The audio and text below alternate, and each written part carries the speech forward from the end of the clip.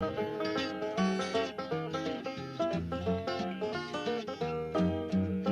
was 1206, was a little Norwegian prince.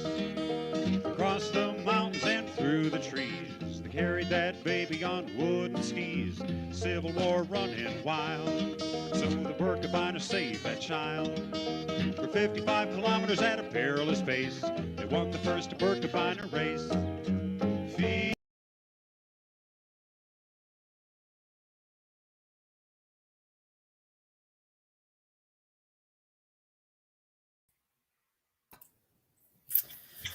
All right, good evening, everybody. Hope you're having a wonderful evening.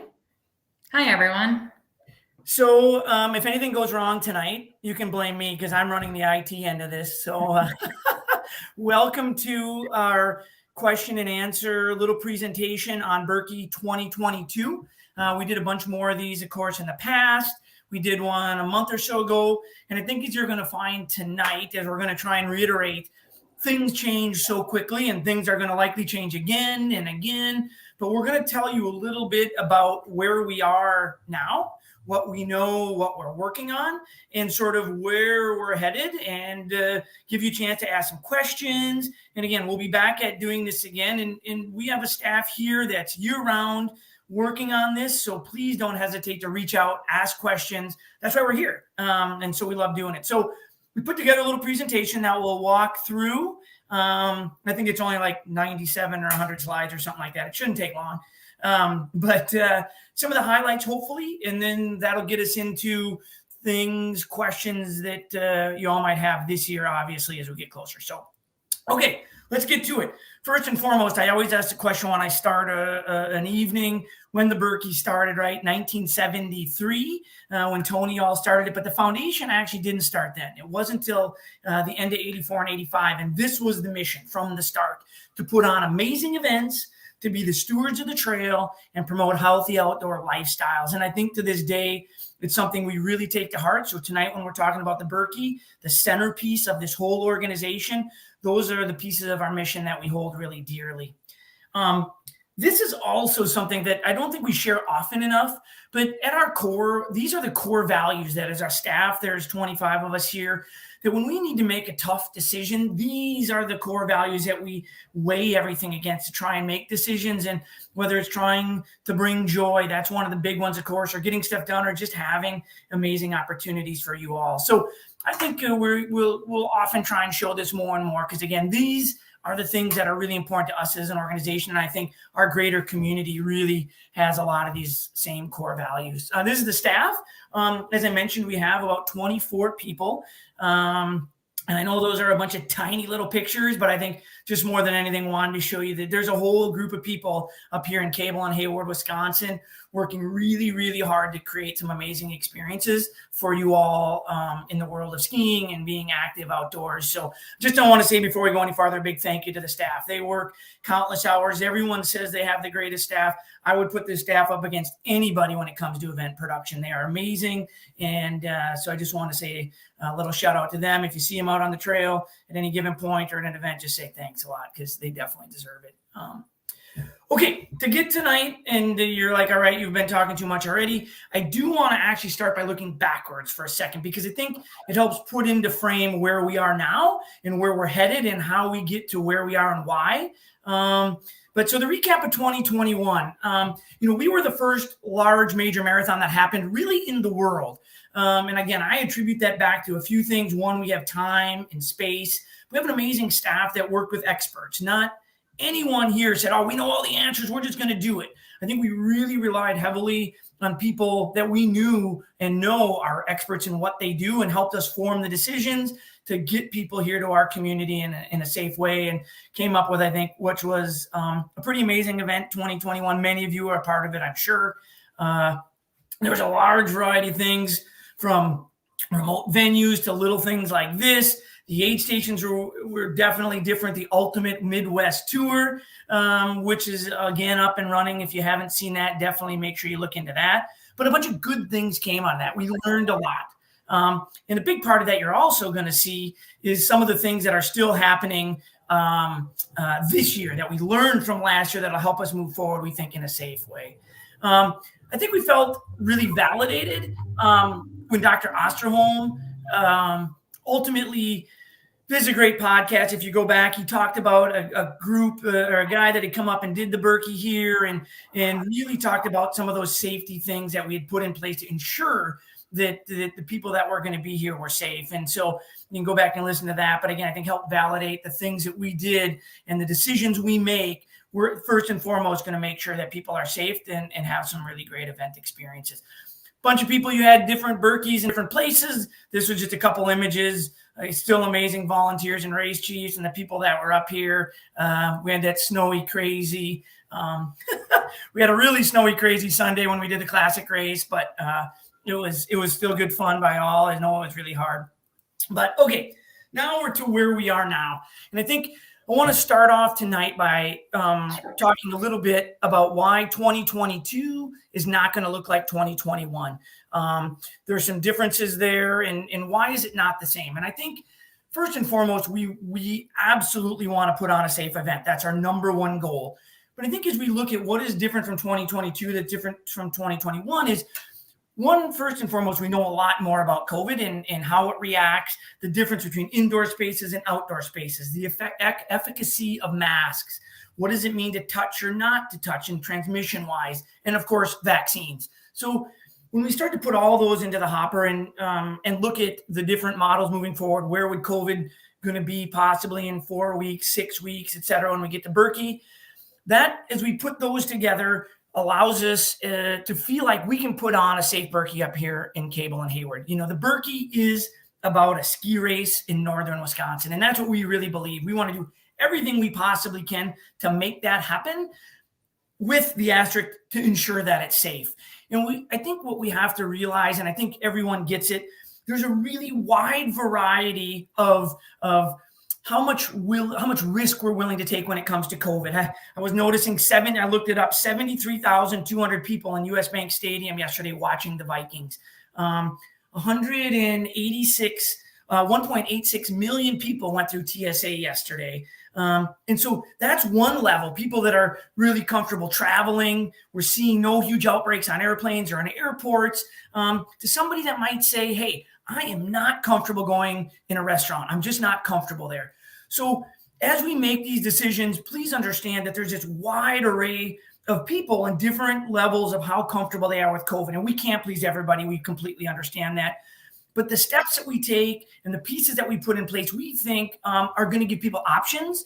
And there's modifications that are going to allow you to come to a Birkie and Hayward that we think is really safe. So I just want to set tonight's presentation and preface things with that, because we really believe that some of the options that Christy's going to share with you tonight allow for a safe event up here in Hayward. Okay, so what do we know as of today? These are some of the things that I think are going to be really important. One, vaccines. I mean, I think everybody hopefully has gotten that. We have gotten some preliminary data that talks about endurance athletes having a really high level of vaccine rates. And so while we don't have any data, that's anecdotal, I think we feel pretty good about understanding that's a really high number likely. Outside activity is safe.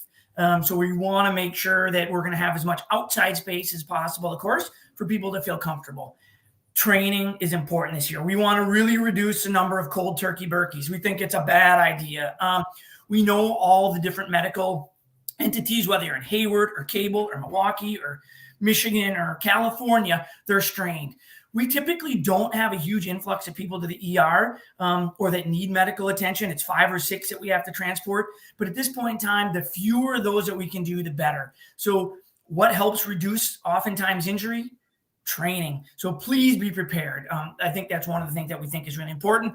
And of course, a lot of use of PPE will be happening here. Certainly masks in a wide majority of places, just as if you're going to go to the airport, everyone's got a mask on, and we're going to have similar situations in areas like that. So those are just some of the things we know right now. And again, things are going to continue to change over the next 6.5 weeks. We understand that, and we will continue to evolve as it does and let people know. So, okay, I think at this point, there's some of the things that obviously we're monitoring much closer than others.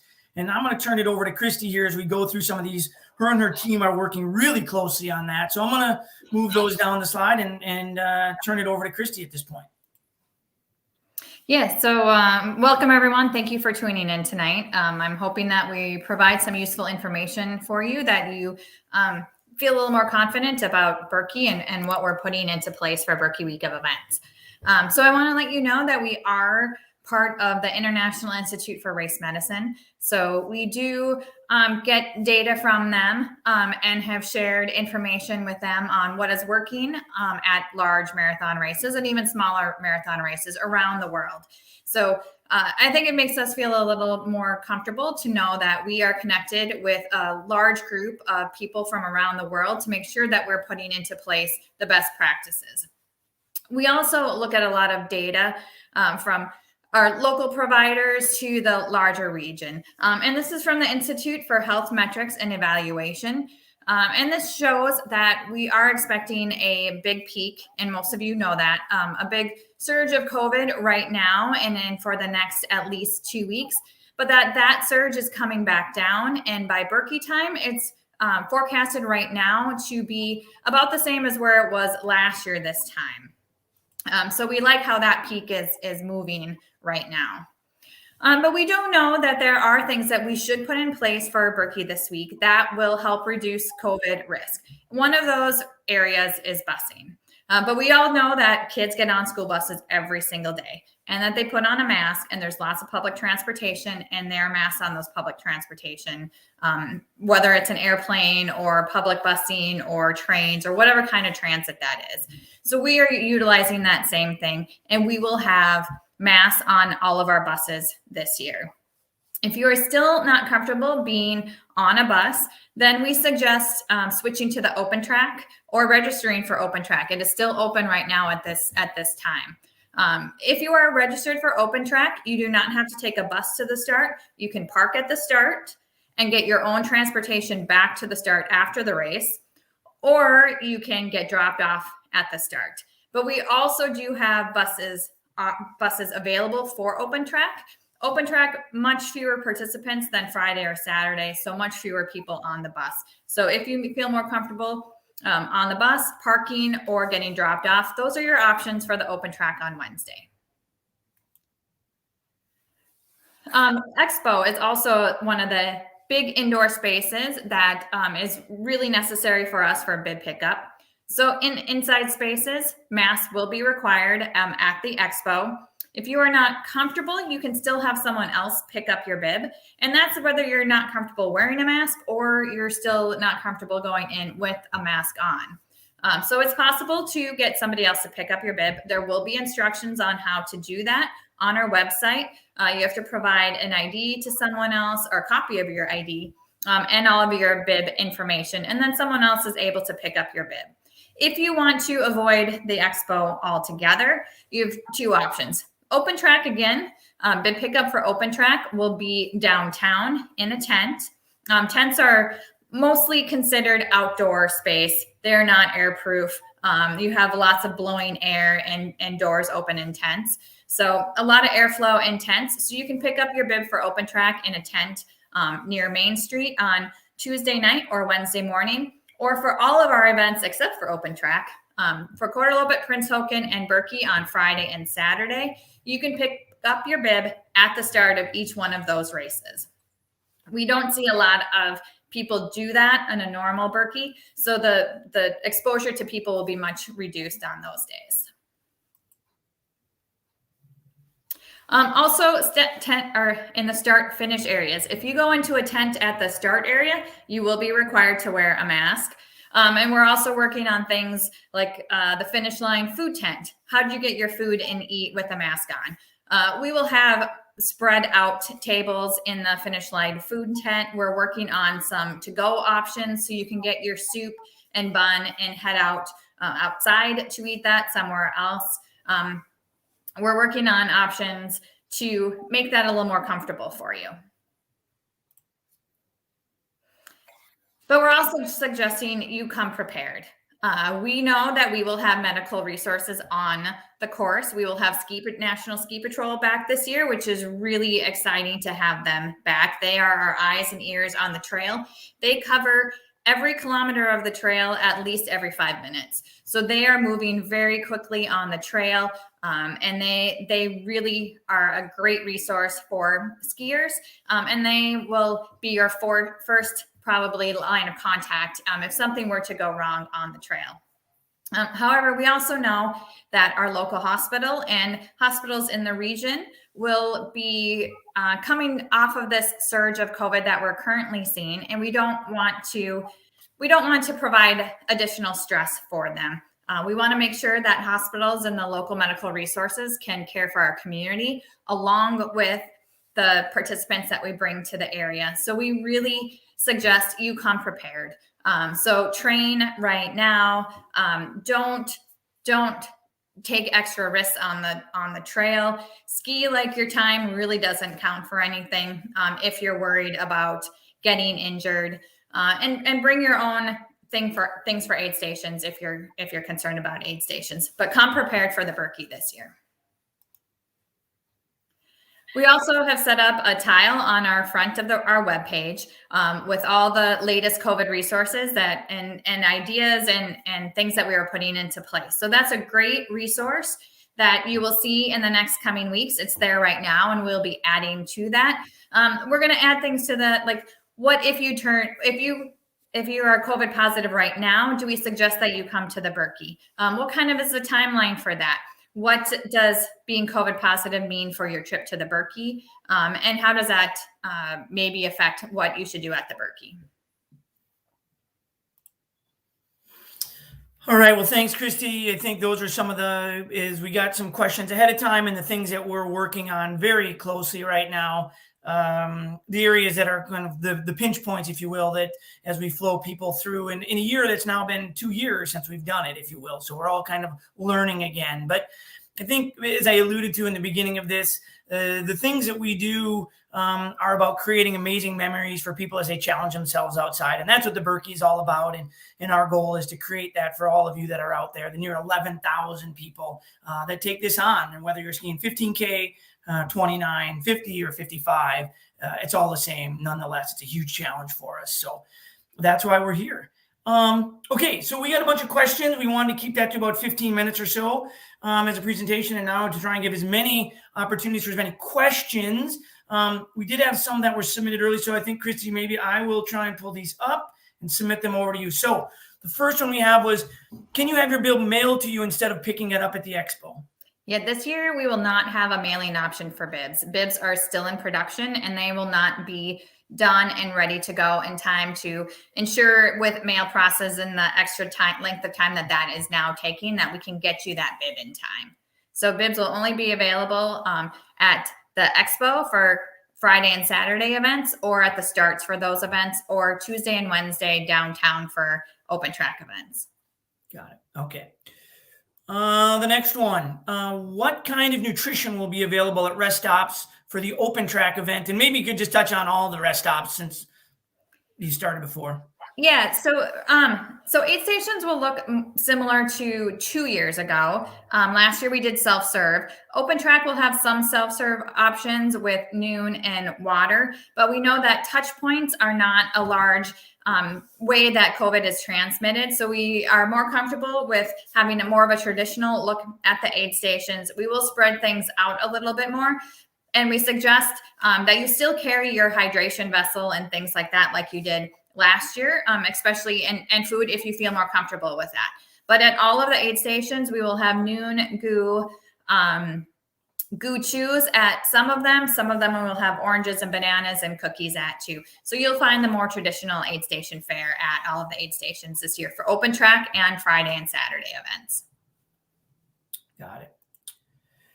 Okay, given the increase in COVID across the U.S., will there be a virtual option available this year? And so I can take that one. I think, as I alluded to before, at this point, we are putting all our energies towards an in-person event. We feel like we can create a safe environment with a variety of options, whether you're coming on Wednesday, which would be very similar to last year and where it's really spread out and can be pretty minimal interactions, all the way to a quote unquote more normal, if you will, on Friday and Saturday. At this point in time, our energies are moving in that direction. We feel we can do it safe. And so we just don't have the resources to try and add on a virtual option at this point. So this year, there will not be a virtual option for 2022. How many participants, Christy, are allowed in the open track events? Yeah, our original goal for open track events was 1,000 people across all 3 events, American Birkebeiner, Kortaloppet, and Prince Haakon. We're getting close to that, and we are leaving room in those events for people to transfer out of Friday and Saturday events to the Wednesday event. You need to decide sooner rather than later if you would like to do Wednesday events instead, but January 25th at 4 p.m. Central Standard Time is the deadline for making that decision. Yeah, and I think the idea, I was looking at the numbers for the Birkie, approximately 500 people doing the open track from cable over an hour start period. You can really spread yourself out if that's something that isn't really is important to you. So I think likewise, Kortaloppet being really spread out with smaller numbers and the Prince Haakon being the smallest. Sorry, bad eyes. How has the open track event impacted wave size in the Saturday Birkie itself? It hasn't impacted wave size.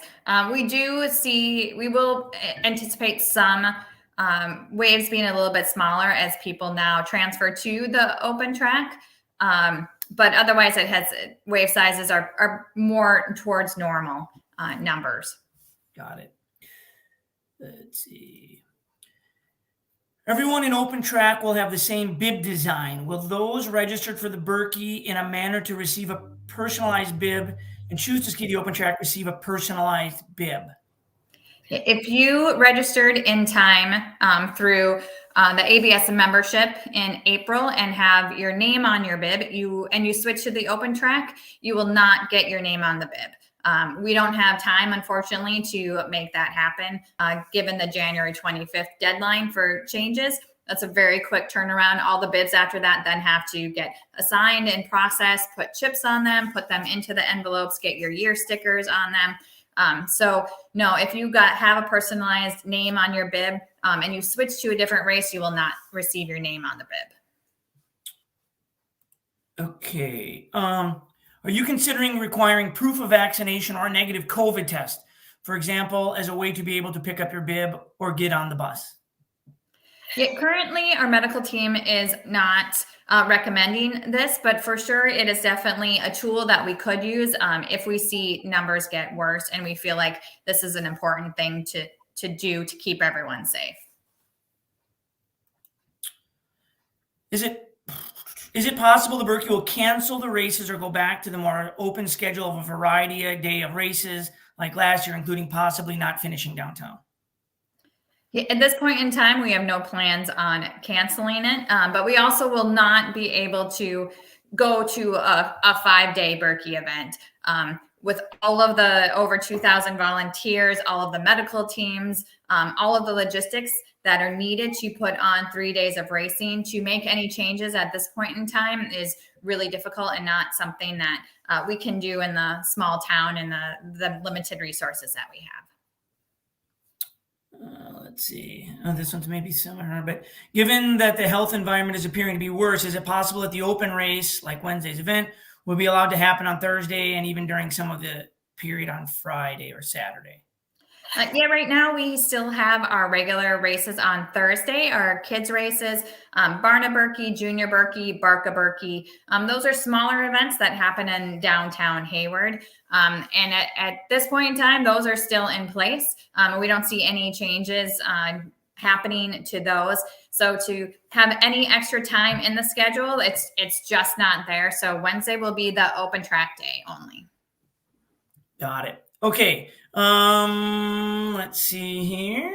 Bear with me a second. Again, I told you my handy dandy IT skills are at work again. Will spectators be allowed along the trail? Will time start at beginning of wave or when pass under the start banner? Spectators will be allowed on the trail this year. We know that outdoor activities and having people outside poses very little risk for transmission. Start time depends on your wave. For open track on Wednesday, all start times will begin when you pass across the start line. Will all be chip timing. Friday and Saturday, if you are in the elite waves or U20 waves for either Friday or Saturday, your time starts when the gun goes off. All of the other times start when you go across the line. Okay, this is a clarification from Brian. I think I understand what he's asking. Please clarify bibs. I thought I read a month ago or so that we'd get birch legging bibs with our names on them for ABSF members. So if you registered in April with membership and getting your name on your bib, you will get your name on your bib. If you switch races or events right now, we cannot accommodate putting your name on your bib. So if you are in the race that you originally registered for in April, you will still get your name on your bib. Somebody asked me what I'm drinking right now. I'm drinking bubbly. It's pretty good. When will premium parking info for ABSF members become available? I believe that is on schedule for next week. So that, in case you don't know, if you are an ABSF member, you will have a first chance at buying a parking pass for Friday or Saturday for Coeur d'Alene or American Birkebeiner to park at the start.